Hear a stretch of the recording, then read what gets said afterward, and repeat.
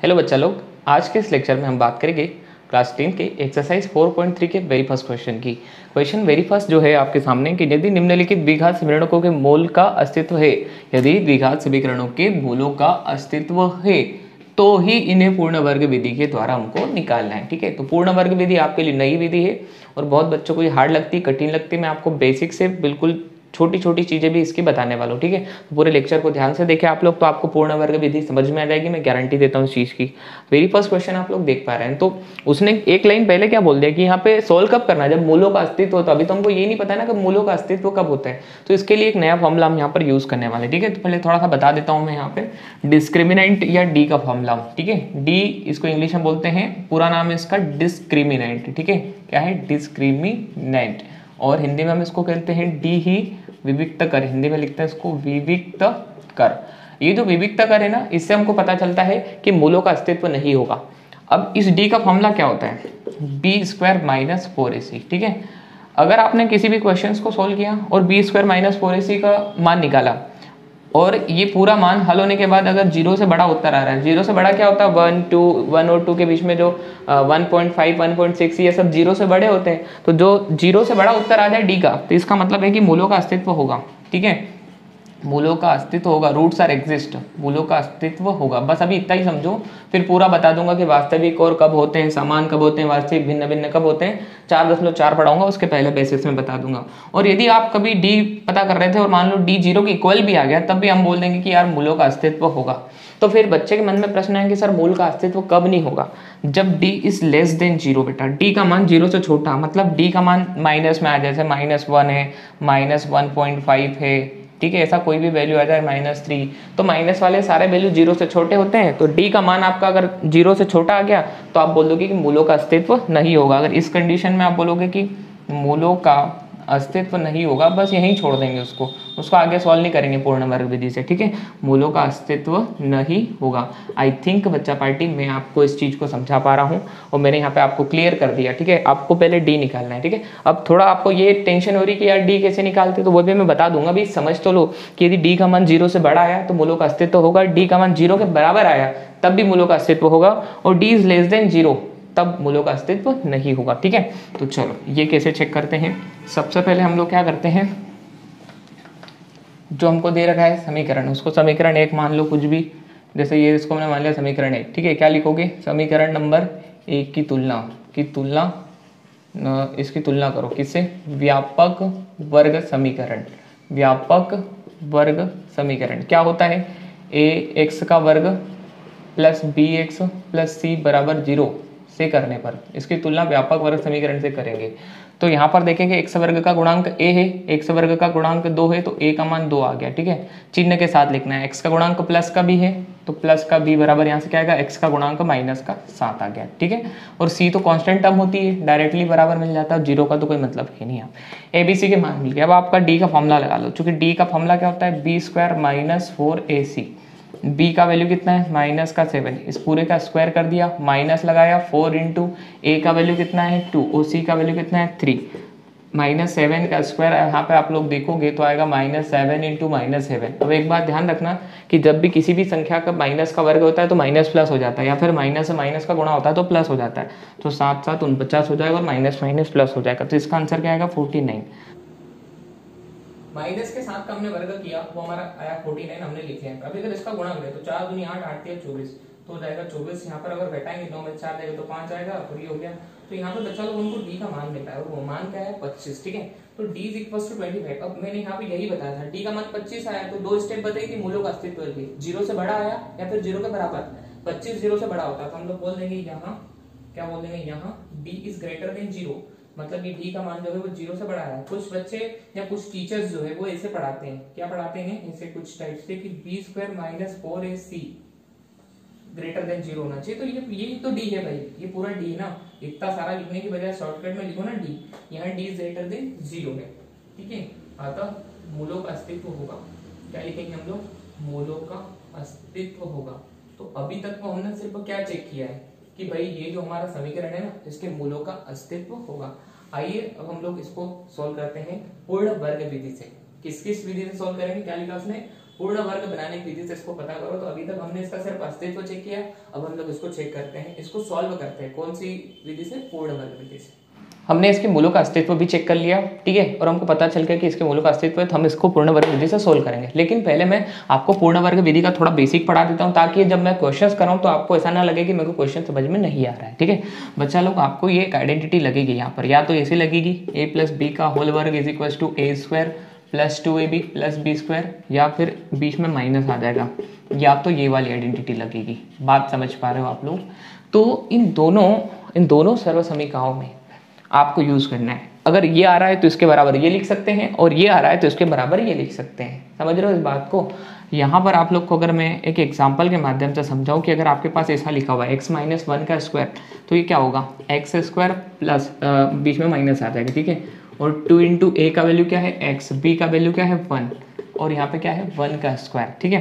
X square, इसको गुणा करो यार, माइनस का 2x, और ये 1 का वर्ग जो है 1 होता है, 2 नहीं होता है। तो अगर बच्चा लोग आपके पास ये चीज़ लिखी हुई है, ठीक है, तो आप इसको ये लिख सकते हो, और इसको अगर ये लिखा तो ये इसके बराबर हो जाएगा, ठीक है। तो ये फाइनली आपस में बराबर होते हैं।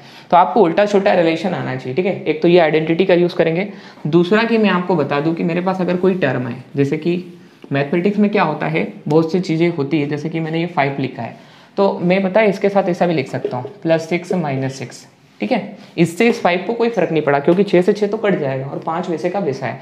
पता है मैं ऐसा भी लिख सकता हूँ 6 का वर्ग और इस 6 के वर्ग को घटा दो, 6 के वर्ग को जोड़ दिया और 6 के वर्ग को घटा दिया, ठीक है। तो ये हो जाएगा 5 + 36 और -36। अभी भी इसको कोई फर्क नहीं पड़ा, क्यों? क्योंकि 36 से 36 कट जाएगा, वापस क्या आएगा? 5। तो मैथमेटिक्स में क्या होता है कि ऐसे हम कुछ भी चीज़ें कर सकते हैं।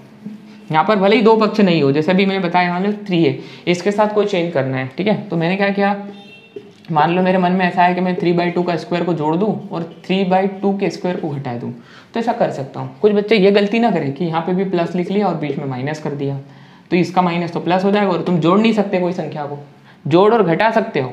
समझ रहे हो बात को? जोड़ और घटा सकते हो आप, कि इसी संख्या के वर्ग को जोड़ा है, इसी संख्या के वर्ग को घटाया है ना, माइनस का वर्ग नहीं किया है, जो वर्ग है उसको माइनस किया है। तो आई थिंक ये सही रहेगा, 9/4 - 9/4। अब आपको समझ में आ जाएगा कि ये वापस आ गया, ठीक है। लेकिन हम वहाँ पे इनको लिखने के बाद काटेंगे नहीं, क्योंकि अगर काटना ही रहता तो फिर लिखते क्यों, इनका यूज़ करेंगे, ठीक है। तो हम लोग ऐसे टर्म के बीच में कुछ भी चेंज कर सकते हैं। दूसरा एक और चीज़ मैं आपको बता दूँ, अगर मेरे पास मान लो 10 है, मुझे इसको आधा करना है, ठीक है। तो आधा करने के लिए आप लोग क्या करते हो मुझे बताओ जरा, या तो 2 से भाग दे देते हो, ठीक है, तो 5 आ गया, या फिर 1/2 से गुणा कर दो, मतलब वही है 2 × 5 = 10। तो देखो किसी संख्या को आधा करना है तो 2 से भाग दो या 1/2 से गुणा करो, वो संख्या आधी हो जाएगी। जैसे कि मान लो आपको 12 का आधा करना है, तो मैं 2 से भाग ना देते हुए ऐसा लिख दो अगर कि 12 × 1/2, तब भी ये आधी हो जाएगी। समझ में आया क्या? तो ये मैं सब क्यों सिखा रहा हूँ, इसमें तो समझ में आसानी से आ जाता है। मान लो आपको आधा करना है 3/2 का, तो फिर बच्चों को तकलीफ आती है, क्योंकि 3/2 के बटे में 2 लिखते हैं, तो आधे ज़्यादा बच्चों को क्रॉस ये उलट गुणा इन्वर्स मल्टीप्लिकेशन नहीं आता कि भाई इसके बटे में 1 लिख ले, वो 3/2 और इसका पलटा मार दे, हो जाएगा 1/2, ठीक है। तो ये 3/4 हो जाएगा। ये चीज़ें थोड़ी कठिन लगती है, ठीक है। तो अब इसका क्या समाधान है सर, फिर इसको कैसे समझ सकते हैं? वही तो मैं आपको बता रहा हूँ कि 3/2 का आधा करना है ना, तो इसमें 2 से भाग मत दो, 1/2 से गुणा करो सीधे। कितना आ रहा है यहाँ पे? 3/4। यही चीज़ वहाँ पर कठिनाई से हो रही थी। देखो 3/2 का आधा करना है, इसके बटे में 2 लिखा, फिर इसके बटे में कुछ नहीं 1 लिखा, फिर इसको कैसे सॉल्व करेंगे? ऊपर वाली फ्रैक्शन एज इट इज़, ये डिवाइड को मल्टीप्लाई बनाएंगे और इसका पलटा मारेंगे, मतलब इन्वर्स कर देंगे। पलटा मारना मतलब होता है इन्वर्स करना, मैं देसी या देहाती गाँव के भाषा में बता रहा हूँ आपको। तो ये होता है 3 × 3 = 2 × 2 = 4, तो 3/4। आई थिंक बच्चा लोग आपको समझ में आया कि थोड़ा कठिन होता है 2 से भाग देना। अब देखो दोनों का मतलब एक ही हो रहा है, 3/2 × 1/2, 3/2 × 1/2। तो भैया 2 से भाग देने की बजाय सीधा 1/2 से गुणा कर दो ना, ये आसान होगा, ठीक है। तो ये कुछ बेसिक्स था। आइए अब मैं फर्स्ट क्वेश्चन करवाता हूँ, ठीक है। तो हमने उसको चेक तो कर लिया उसका अस्तित्व, है ना। अब उसको पूर्ण वर्ग विधि से करते हैं। तो पूर्ण वर्ग विधि के कुछ नियम होते हैं, मैं लिख देता हूँ। पहले क्या करना हमको, कोई भी संख्या कैसे भी दे रखी हो, हमारा टारगेट ये होता है x वर्ग का गुणांक 1 बनाना, ठीक है। क्या बनाना? x वर्ग का गुणांक 1 बनाना। ये कुछ नियम होते हैं उसके। सबसे पहले x वर्ग का गुणांक 1 बना लिया, फिर दूसरा क्या है, x के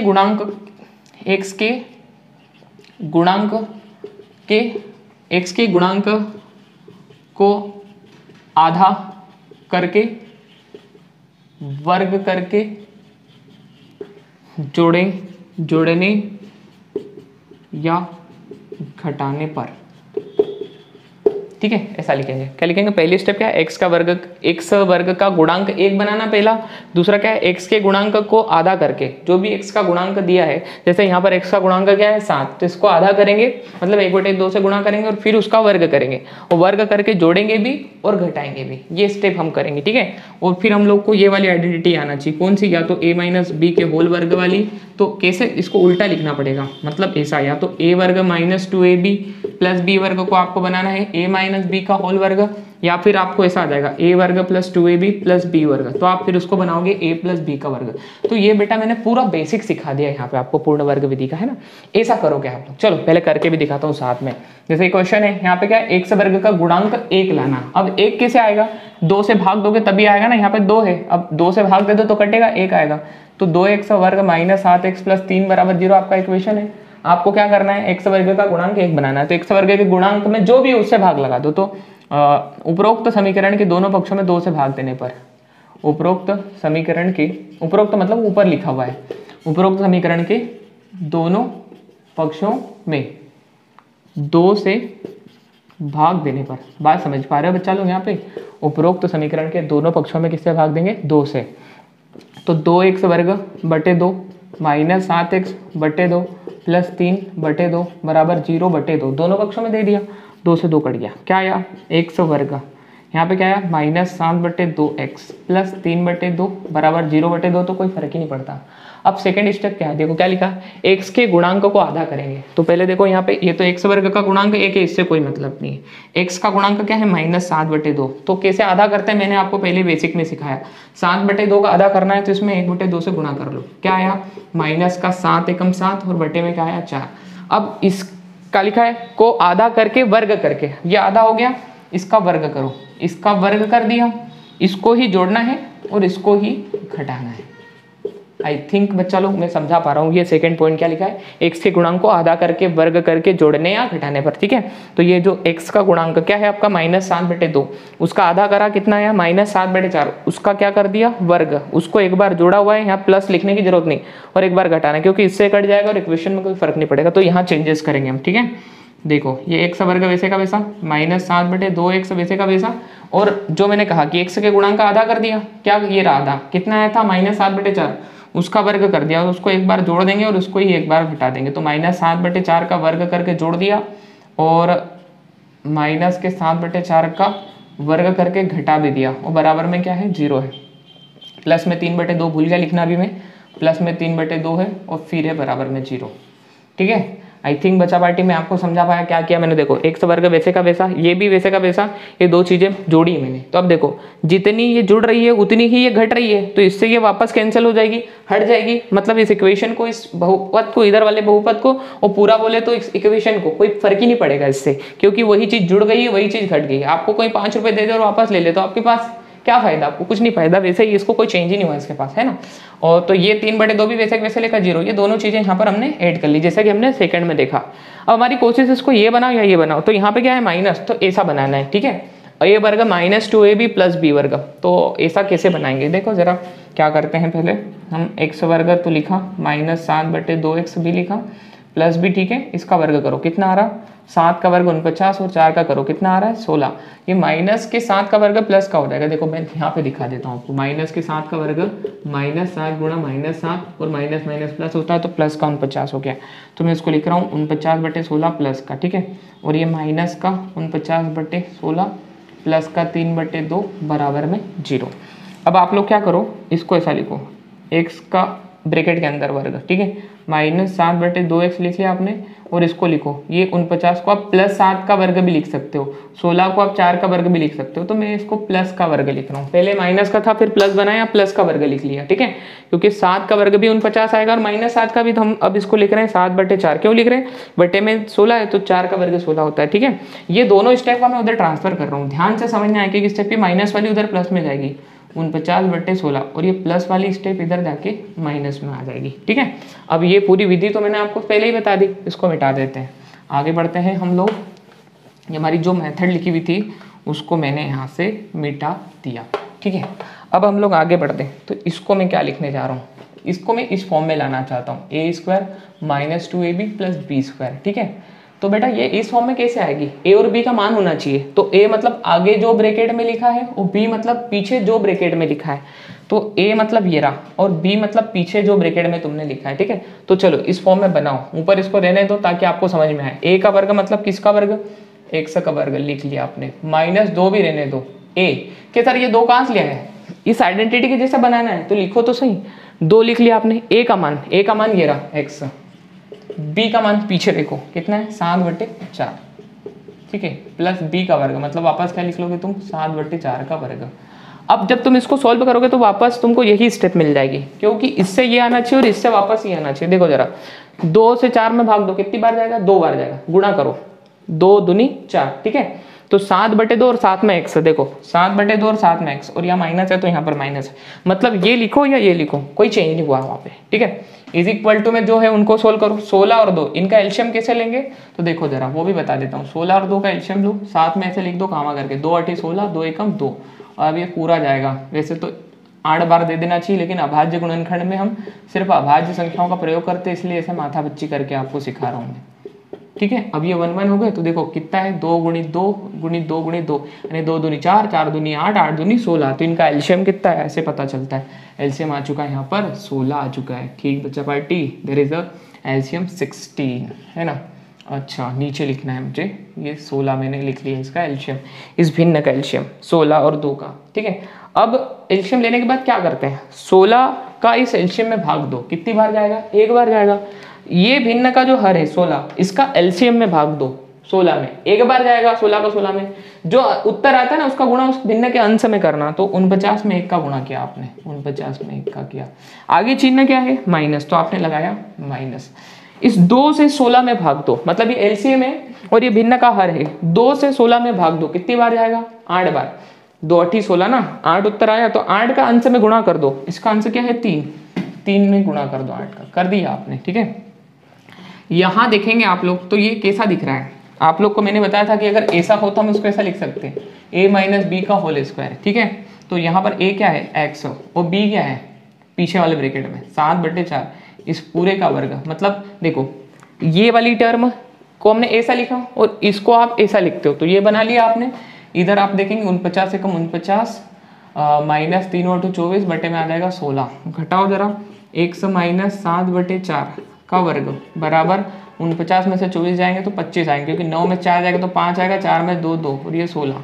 ठीक है बच्चा लोग, अगर यहाँ पर आप लोग देखेंगे तो x माइनस 7/4 का वर्ग है, तो ये वर्ग हटा दिया, यहाँ पे वर्ग है ना, तो वर्ग कैसे हटता है, अगर यहाँ से वर्ग हटाओगे तो इधर पहले लगा लेना प्लस माइनस, क्या लगा लेना प्लस माइनस, लगाया प्लस माइनस और इस पर डाल दो रूट, एक पक्ष से रूट हटाया तो दूसरे पक्ष पे आगे प्लस माइनस होना चाहिए और उस पर रूट भी डाल देना चाहिए। तो अब आपके पास बच रहा है x माइनस 7/4 और प्लस और माइनस में करनी 25 को हम अंदर क्या लिख सकते हैं 5 × 5 और 16 को क्या लिख सकते हैं 4 × 4। अगली स्टेप में हम लिखेंगे x माइनस 7/4 बराबर बाहर क्या है प्लस माइनस, एक बार 5 बाहर आ जाएगा और एक बार 4। अब इसको 2 बार सॉल्व करना पड़ेगा, एक बार धनात्मक चिन्ह लेने पर और एक बार ऋणात्मक चिन्ह लेने पर। तो इसका तो काम हो गया, मैं इसको मिटा कर लिख रहा हूँ वो वाली स्टेप्स। ठीक है, वो वाली स्टेप्स को हम यहाँ पे कॉपी करते हैं। तो देखो जरा, यहाँ पे मिलेंगे धनात्मक चिन्ह लेने पर ऑन टेकिंग पॉजिटिव साइन, क्या लिखेंगे धनात्मक चिन्ह लेने पर ऑन टेकिंग पॉजिटिव साइन। तो यहाँ क्या है, यहाँ तो माइनस है ही है, जहाँ 2 है ना वहाँ से सिलेक्ट करते हैं, एक बार प्लस वाला एक माइनस वाला। तो अभी धनात्मक लिया तो ये धनात्मक 5/4 हो गया। ठीक है, ये उधर जाएगा x बराबर 5/4 तो ही है, ये इधर जाएगा 7/4। फाइनली देखो जरा, दोनों का डिनोमिनेटर क्या है 4 है ना, तो ये 5 और 7 अंश जुड़ जाएगा, कितना हुआ 12, काट दो इसको, कितना आया 3। तो x का मान 3 आ गया धनात्मक चिन्ह लेने पर। अब क्या बचा है ये वाला नेगेटिव साइन, ठीक है, ऋणात्मक चिन्ह लेने पर। ठीक बच्चा लोग, तो आई थिंक आपको धीरे धीरे चीज़ें समझ में आ रही है। अब हम लोग यहाँ से लेंगे ऋणात्मक चिन्ह, तो क्या लिखेंगे ऋणात्मक चिन्ह लेने पर, है ना, ऋणात्मक चिन्ह लेने पर। तो ऋणात्मक चिन्ह लेंगे तो इसको कॉपी करेंगे फिर x माइनस 7/4। क्या सर यहाँ पे तो प्लस किया नहीं था, तो जहाँ 2 प्लस और माइनस है ना वहीं पे प्लस और वहीं पे माइनस लेना है। तो पॉजिटिव यहाँ पे ले लिया एक बार, अब यहाँ पे एक बार आप क्या ले रहे हैं नेगेटिव। तो x माइनस 7/4 तो इधर की साइड है, इधर की साइड प्लस तो ले लिया, आप क्या लेंगे माइनस का 5/4। तो इसको अगर उधर भेजेंगे बेटा, ये माइनस का इधर आके क्या हो जाएगा प्लस का, और ये भाई साहब पहले से ही माइनस में है। अब फिर देखेंगे आप लोग कि इन दोनों का हर फिर समान है, तो इसको तो छोड़ दो, 7 - 5 कर देते, आंसर में जो हो रहा वो कर दो, ठीक है। तो फिर क्या आंसर देगा, x बराबर 7 में से 5 जाएगा, कितना आया 2/4। फिर ये दोनों कट जाएंगे, 2 एकम 2 और 2 दूनी 4, तो क्या बन जाएगा 1/2। तो x के 2 मान आ गए यहाँ पे 1/2, और यहाँ पर क्या आया 3, ठीक है। तो उसने क्या कहा था, प्रश्न में पढ़ा आपने, निम्नलिखित द्विघात समीकरणों के मूलों का अस्तित्व हो तो पूर्ण वर्ग विधि बनाने के द्वारा इनको ज्ञात कीजिए, ठीक है। तो समीकरण के मूलों का अस्तित्व हो तो उनको पूर्ण वर्ग बनाने की विधि द्वारा ज्ञात करना है, ठीक है। तो ये हमने मूल ज्ञात कर लिए, ठीक है। ये एक मूल ये रहा और एक मूल ये रहा, ठीक है। तो अतः दो मूल, ऐसा लिख लेना, अतः 2 मूल 3 और 1/2 है, या फिर 1/2 और 3 है, बीच में कॉमा लगा लेना। समझ में आ गया। तो इनका अस्तित्व पहले चेक किया था हमने डी को लेके, और अस्तित्व चेक हुआ था, फिर ये यहाँ से चालू की थी पूर्ण वर्ग बनाने की विधि के द्वारा मैंने क्या निकाले, यहाँ पर मूल निकाले, ये पूर्ण वर्ग बना तभी जाके यहाँ पे मूल इसके निकले। आई थिंक बच्चा लोग ये वेरी फर्स्ट क्वेश्चन आप लोग को समझ में आ चुका है, ठीक है। अब हम लोग बात कर लेते हैं यहाँ पर क्वेश्चन नंबर इसी के सेकेंड क्वेश्चन की। जैसा कि आप लोगों ने पहले क्वेश्चन में देखा वही का वही सेम मेथड हम यहाँ सेकंड क्वेश्चन में ही लगाएंगे, क्योंकि पहले का ही सेकंड है, पहले में 4 क्वेश्चन है तो मैं पहले का सेकंड क्वेश्चन करवा रहा हूँ। सबसे पहले बच्चा लोग हमको इसके अस्तित्व को चेक करना है, मूलों के अस्तित्व को, कि मूल है कि नहीं है। तो पहले मैं इसको दे देता हूँ समीकरण नंबर 1, ठीक है। फिर हम क्या लिखेंगे, समीकरण नंबर 1 की तुलना, समीकरण नंबर 1 की तुलना ax वर्ग प्लस bx प्लस c बराबर 0। वहाँ पर पूरा लिखा है मैंने व्यापक वर्ग समीकरण से करने पर, तो ऐसा पूरा लिखे से करने पर। अब बच्चा लोग तुलना हमेशा गुणांकों की होती है, तुलना हमेशा गुणांकों की होती है। तो x वर्ग का गुणांक a है, x वर्ग का गुणांक 2 है, तो a का मान 2 आ जाएगा। यहाँ पर x का गुणांक b है, x का गुणांक 1 है, तो b का मान 1 आ जाएगा। और c बराबर आ रहा है -4, कितना आ रहा है -4, ठीक है। अब चूंकि डिस्क्रिमिनेंट या d का फॉर्मूला क्या होता है, b² - 4ac, ये याद कर लेना आप लोग, ठीक है। तो b यानी 1 का स्क्वायर -4 इंटू a का 2 और c का यहाँ पे आएगा -4 वैल्यू, ठीक है। यहाँ पर आप लोग देखेंगे तो 1 का वर्ग तो 1 ही होता है, नहीं सर 2 हो जाएगा ना सर, 1 गुणा 1 होता है बेटा 1, 1 दूनी 2, ऐसा नहीं करना, ठीक है। तो माइनस और माइनस प्लस हो जाएंगे गुणा में, 4 दूनी 8 और 8 चौक 32, और आप जोड़ोगे तो पूरा आ जाएगा 33। मतलब d का वैल्यू आया 33, और 33 0 से बड़ा होता है, 0 से छोटा होता है सर, 0 बराबर होता है सर भैया, 33 जो है d से बड़ा होता है। तो यहाँ लिखेंगे, यहाँ क्या लिखेंगे, यहाँ d इज ग्रेटर देन 0, ठीक है। अतः रूट्स आर एग्जिस्ट, मूलों का अस्तित्व होगा, अतः मूलों का अस्तित्व होगा, देयरफॉर रूट्स आर एग्जिस्ट, ठीक है, मूलों का अस्तित्व होगा। अब हम इसको सोल्व करेंगे पूर्ण वर्ग बनाने की विधि से। तो मैं पूरा मिटा रहा हूँ और इसको सोल्व कर लेते हैं पूर्ण वर्ग बनाने की विधि से, ठीक है। तो लिख लेना, अब पूर्ण वर्ग बनाने की विधि से, फिर इसको मैंने कॉपी किया, ठीक है। यहाँ पर हम लोग क्या देखेंगे कि अब अगर पूर्ण वर्ग बनाने की विधि की बात करें तो होती क्या है, ये लिखी हुई है, मैंने पहले भी बताया था। सबसे पहला काम हमारा क्या होता है, x वर्ग का गुणांक जो है वो 1 बनाना, ठीक है। तो x वर्ग के गुणांक में यहाँ पे 2 है तो 2 से भाग देंगे, यहाँ 3 होता तो 3 से भाग देते, 4 होता तो 4 से भाग देते, ठीक है। तो कैसे भाग देंगे, अगर मैंने इसको समीकरण 1 लिखा तरीके से समीकरण 1 के, और नहीं ऐसा लिखा तो लिख लेना उपरोक्त, है ना। समीकरण 1 के, समीकरण नंबर 1 के दोनों पक्षों में 2 से भाग देने पर, किससे भाग देंगे बच्चा पार्टी, 2 से भाग देने पर। अगर हम यहाँ 2 से भाग लगाते तो क्या हो जाएगा, 2x वर्ग बटे 2 प्लस x बटे 2 माइनस 4 बटे 2 बराबर 0/2। तो 2 से 2 कट जाएगा, क्या आएगा x वर्ग, ठीक है। यहाँ पे है नहीं तो ऐसे ही लिखो इसको 1/2x, ठीक है। और ये कट जाएगा, कितनी बार आएगा, 2 बार, बराबर में 0/2 का कोई मतलब नहीं होता, 0। पहले स्टेप कंप्लीट। सेकंड देखो, x के गुणांक का आधा करते हैं और फिर उसका वर्ग करके उसको एक बार जोड़ देंगे और फिर उसको घटा देंगे। तो x का गुणांक क्या है, 1/2, पहले बेसिक है ना, उसका आधा समझ लो। तो 1/2 का आधा कैसे होगा, मैंने बताया था, किसी का आधा करना है तो 2 से भाग दो या फिर 1/2 से गुणा करो, उसका मतलब वही होता है। तो यहाँ पर 1/2 का आधा कितना हो गया, 1/4। अब इसका वर्ग करके एक बार जोड़ देते हैं और घटा देते हैं, तो इसको ऐसे जोड़ देंगे और इसी को ऐसे घटा देंगे, ठीक है। ये पहले जुड़ गया और बाद में क्या हो गया, घट गया।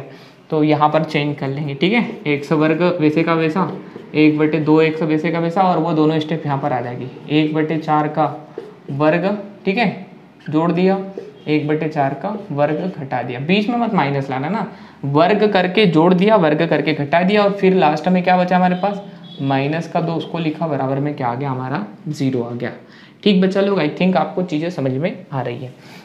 अब इसको सोल्व करें तो क्या आएगा, x वर्ग ठीक है, 1/2x ठीक है, ये हो जाएगा 1/16 है ना, और ये हो जाएगा -1/16 -2 बराबर में 0। अब एक काम करो, ये 2 टर्म तो उधर जाएगी, इसको इधर लिखो, तो इसको मैं ब्रैकेट के अंदर लिख रहा हूँ, इसको भी हम ऐसा लिख रहे हैं, और इसको ब्रैकेट के अंदर लिख सकते हैं 1/4 का होल स्क्वायर, फिर से ये उधर जाएगा 1/16 प्लस का 2, ठीक है, दोनों माइनस के उधर जाके दोनों जुड़ जाएंगे, ठीक है। अब यहाँ पर तिर्यक गुणा भी हो सकता है, इसको क्या बनाएंगे, पहले ही बताया था, कुछ या तो माइनस हो यहाँ पर तो माइनस वाला बनाएंगे, प्लस हो तो ऐसा बनाने के लिए इसको लिखो, ए क्या है ब्रैकेट के अंदर देखो ये रहा ए का वर्ग, ठीक है, प्लस भी लगा लो, 2 भी मन से लिख दो, ए का मान वापस x उतार दो, बी का मान पीछे वाले ब्रैकेट से ले लेना, प्लस बी का वर्ग बोल रहा है तो पीछे वाले ब्रैकेट को ही लिख लो। अब देखो आपने जो ये स्टेप लिखे ना, इसको ऐसा भी लिख सकते हैं, क्योंकि इसको सोल्व करो वापस ही आ जाएगा, ये तो वैसे वैसे ही है, ये लास्ट वाला भी सिर्फ मिड टर्म में चेंज है, तो 2 से 4 कटेगा 2 बार, तो 1 से कम x है, 1/2 वापस आ जाएगा, ठीक है, तो ऐसा लिख सकते हैं, ठीक है। इनको सोल्व करेंगे तो 1 एकम 1, 16 दूनी 32 और 16 एकम 16, ठीक है। तो ये देखो ये आइडेंटिटी बन गई, कैसे, a वर्ग प्लस 2ab प्लस b का वर्ग, तो हम इसको क्या लिख सकते हैं, a प्लस b का होल वर्ग के जैसा, ठीक है।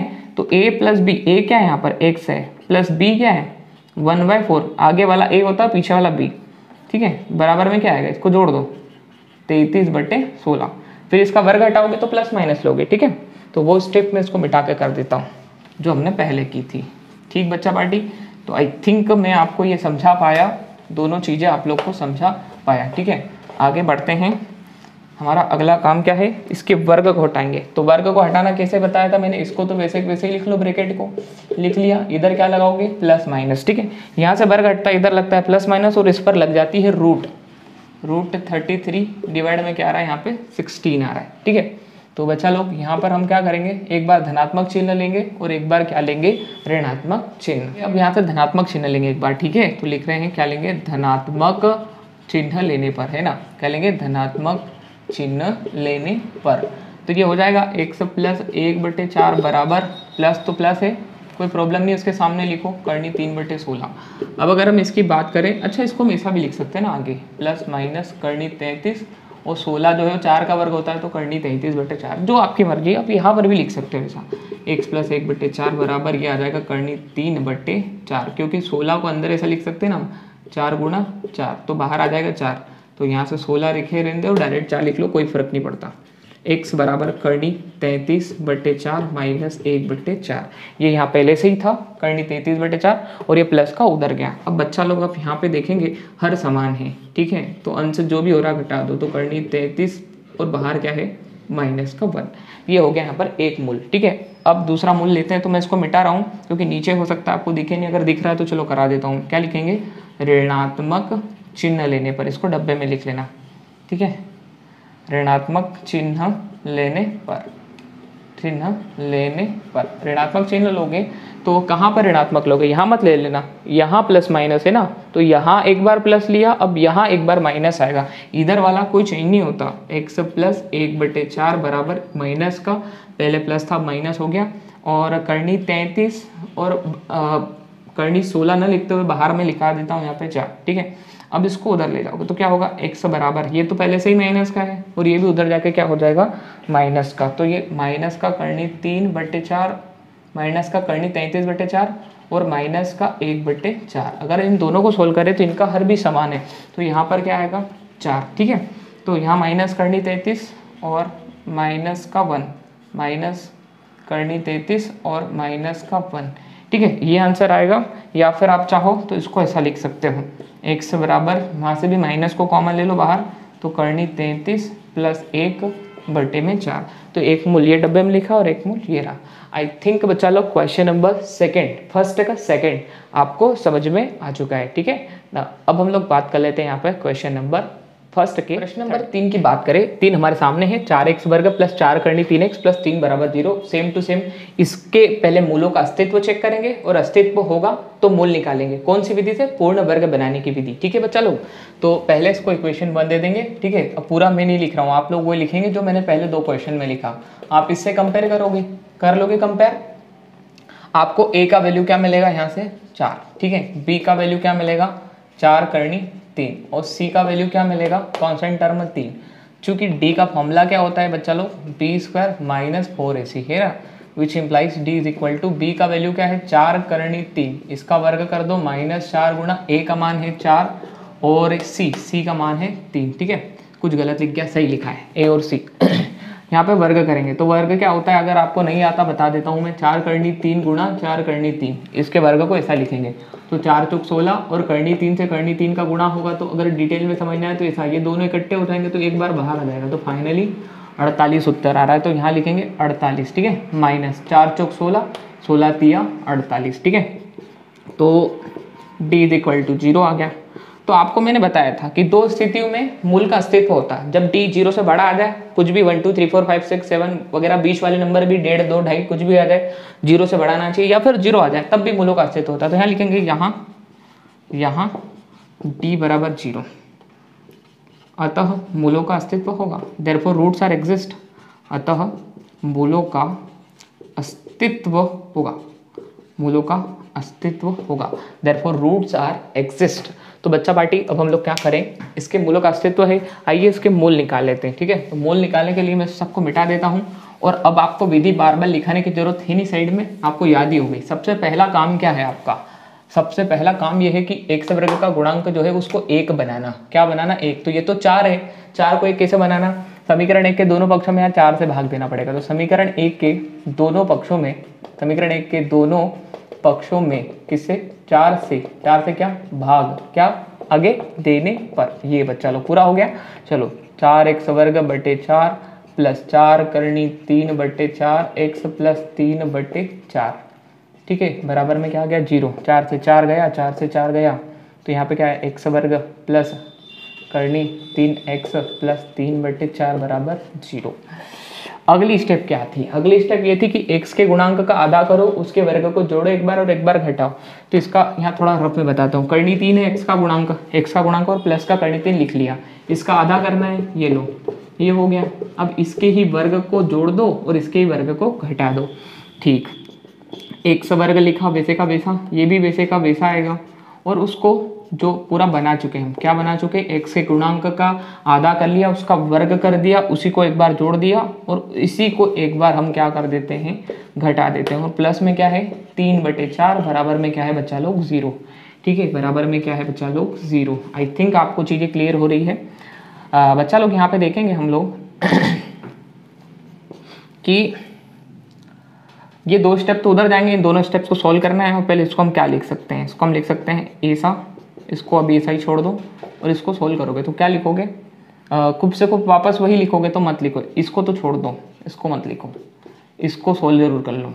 ठीक है, करनी 3 का वर्ग अभी बताया क्या आएगा 3 आएगा। क्यों, इसको हम ऐसा लिखेंगे ना, करनी 3 गुणा 3 और 3 दोनों अंदर हो जाएंगे और फिर एक साथ बाहर निकल आएगा।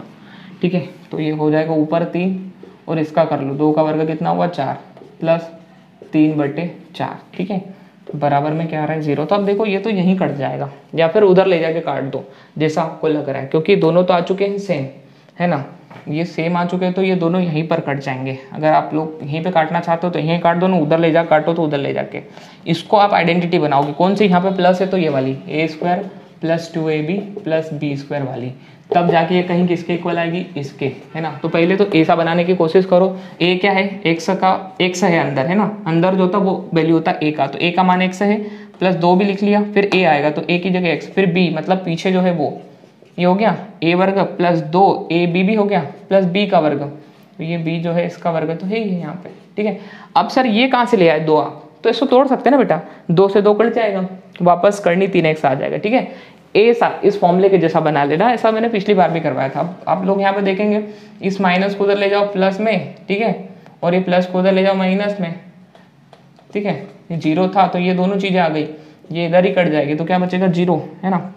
इधर ये किसका आइडेंटिटी बनेगा, एक्स, और यहाँ पे बीच में क्या है प्लस, तो यहाँ पर भी क्या आ जाएगा, प्लस आ जाएगा। वो पीछे क्या है, √3/2, तो इसका वर्ग हो जाएगा a + b का होल स्क्वायर होता है ना, तो a ये रहा और b ये रहा, तो इसका होल स्क्वायर हो गया, बराबर किसके हैं, 0 के बराबर है। ठीक है, ठीक। तो आगे बच्चा लोग हम लोग देखेंगे, इसका वर्ग हटाएंगे तो इधर प्लस माइनस आएगा, x + √3/2, इसको वर्ग हटा के प्लस माइनस करने के बजाय 2 बार लिख लो, x + √3/2 = 0।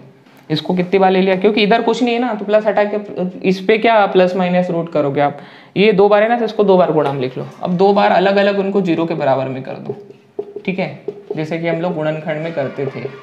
तो ये क्या हो जाएगा बेटा, x बराबर माइनस का √3/2, और ये क्या हो जाएगा, x बराबर माइनस का √3/2। तो एक मूल आ गया आपका, मतलब दोनों मूल तो सेम आ गए यहाँ पे। ठीक है, एक मूल को अल्फा बोल दो, एक मूल को बीटा बोल दो, और दोनों सेम आ गए। अच्छा पता है ये सेम कब आते हैं, जब d 0 आता है। ठीक है, ये मैं आपको 4.4 पढ़ाऊंगा ना, वहां समझाऊंगा। देखो d का मान यहाँ पे 0 आया था, जब d का मान 0 आता है तो मूल वास्तविक होते हैं और समान होते हैं। समान मतलब एक जैसे ही है, अलग अलग नहीं है। और आपने पिछले 2 क्वेश्चन किए थे, एक में 3 और 1/2 उत्तर आए थे। ठीक है, एक में करनी 3 वाला करनी 33 + 1/4 ऐसा आया था। तो वो दोनों अलग अलग मूल आए थे। कब, जब d > 0, d का मान 0 से बड़ा आ रहा था ना, अलग d का मान 0 से बड़ा आ रहा था ना, तो उसके मूल जो है ना वो अलग अलग आ रहे थे। आप देख लो, अभी वीडियो को पॉज करके पीछे जाके आप लोग देख लो, कि आपको पता चल जाएगा कि यार वहाँ पे अलग अलग मूल थे, और यहाँ पे d, इसमें d 0 के बराबर आया था। तो देखो दोनों मूल एक जैसे आए। आई थिंक बच्चा लोग ये भी कंसेप्ट आपको समझ में आएगा। नहीं भी आया तो मैं 4.4 पढ़ाऊंगा ना, उसके पहले की चीज़ें फिर से समझाऊंगा। तो आई थिंक ये क्वेश्चन नंबर 3 यहाँ पे हो गया ना। अब हम बात करते हैं यहाँ पे क्वेश्चन नंबर 4 के, यानी पहले के क्वेश्चन नंबर 4 की। सबसे पहले हम लोग क्वेश्चन नंबर 4 जो दे रखा है उसके मूलों का अस्तित्व चेक करते हैं। अगर इसके मूलों का अस्तित्व हुआ तो ही इसको हम पूर्ण वर्ग विधि से सोल्व करेंगे, अदरवाइज नहीं करेंगे। तो सबसे पहले इसके मूलों का अस्तित्व चेक करने के लिए इसको इक्वेशन 1 ले लो। अब आपको पिछले 3 क्वेश्चन में सिखा चुका हूँ।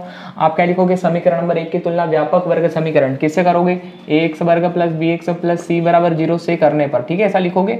x वर्ग का गुणांक a है, x वर्ग का गुणांक 2 है, तो a बराबर 2, x का गुणांक b है, यहाँ पर 1 है, तो b बराबर क्या आएगा 1, और c बराबर यहाँ पर 4 लिखा हुआ है, कि मैं 4 को ऐसा लिखा थोड़ा मैंने यहाँ पे। ठीक है अब चूंकि d का फॉर्मूला आपको याद है, नहीं याद हुआ तो कल लेना बेटा। ये b का वैल्यू है 1 - 4 × a का वैल्यू क्या है 2, और c का वैल्यू क्या है 4। ठीक है, 1 का वर्ग तो 1 आएगा। अब यहाँ पे सब प्लस के और ये माइनस का, तो आंसर यह तो माइनस में आएगा। 4 × 16, 16 दूनी 32, d बराबर 1 में से 32 गया, क्या उत्तर आया -31। ठीक है, 1 में से 32 जाएगा तो उत्तर आएगा -31। बच्चा लोग अगर -31 आया तो यहाँ सीधी सी बात समझो, मतलब समझो इस बात का कि d का मान ना 0 से छोटा है, क्योंकि सारे ऋणात्मक वैल्यू 0 से छोटे होते हैं। आप लोगों ने नंबर लाइन पे पढ़ा, यहाँ 0 1 2 और इधर -1, मतलब इधर सब बड़े होते हैं। तो -1 से बड़ा कौन होता है, 0 से बड़ा कौन होता है 1, तो सारे माइनस के नंबर 0 से बड़े होते हैं। ठीक है, तो लिखेंगे यहाँ d 0 से छोटा है ना, क्योंकि 0 बड़ा है, 0 बड़ा है, यही तो देख बोल रहा हूँ मैं। d छोटा है 0 से बोल दो, या फिर 0 बड़ा है d से, उल्टा से भी बोल सकते हो आप यहाँ पे। तो यहाँ d < 0, जिसकी तरफ बंद मुंह वो छोटा होता है, जिसकी तरफ खुला मुंह बड़ा होता है। तो यहाँ d < 0, अतः मूलों का अस्तित्व नहीं होगा, मूलों का अस्तित्व नहीं होगा। Roots are not exist. अगर रूट मूलों का अस्तित्व नहीं होगा तो इसको फिर पूर्ण वर्ग विधि से हम सॉल्व नहीं कर सकते। तो आई थिंक बच्चा लोग आपको क्वेश्चन नंबर 1 यानी कि पूर्ण वर्ग विधि वाले सारे क्वेश्चन मैंने यहाँ पर आपको समझा दिए, और मैं ये एक्सपेक्ट करता हूँ कि आपको सारे क्वेश्चन समझ में आ गए। बेटा यदि आपको क्वेश्चन समझ में आ चुके हैं तो प्लीज़ इस वीडियो को लाइक करो, और यदि आप चैनल पे नए हो तो इस चैनल को सब्सक्राइब कर लो बेटा, और अपने फ्रेंड्स के साथ भी शेयर कर देना। ठीक है, पढ़ते रहिए। All the very best.